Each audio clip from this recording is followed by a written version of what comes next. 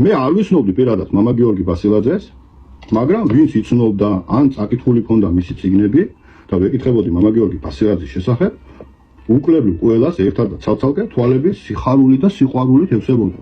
და ესე იგი თავი ვალდებულად ვიგძენი, რომ მეშოვა მამა გიორგი ბასილაძის წიგნები წამეკითხა, შემეცნო მისი ცხოვრება და პატივი მიმეგო მისი გავლილი გზისთვის.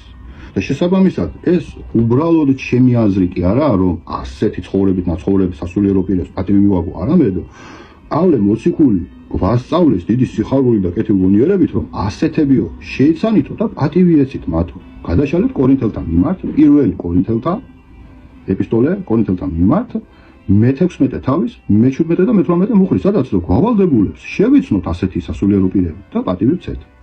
დავიკითხოთ მე-17 და მე-18 მუხლი. და აი მიხარია სტეფანას, ფორტუნატეს და აქაიკეს მოსვლა, ვინაიდან მათ შემივსეს თქვენი არ ყოფნაო. და დაამშვიდეს ჩემი სულიც და თქვენიც, ამიტომ სცანით ასეთებიო. ანუ პავლე მოციქული გვავალდებულებს ყველანაირი ფანატიზმის და ეგზალტირების, ყველანაირი შურიანობის და ცილის წამების გარეშე კეთილგონიერებით შევიცნოთ ასეთები და პატივი ვცეთ და წერტილი. შესაბამისად 15 წელი დამჭირდა, რომ ასეთი სასულიერო პირის შეგონებები შესახებ მისი წიგნები მეშოვა და წამეკითხა.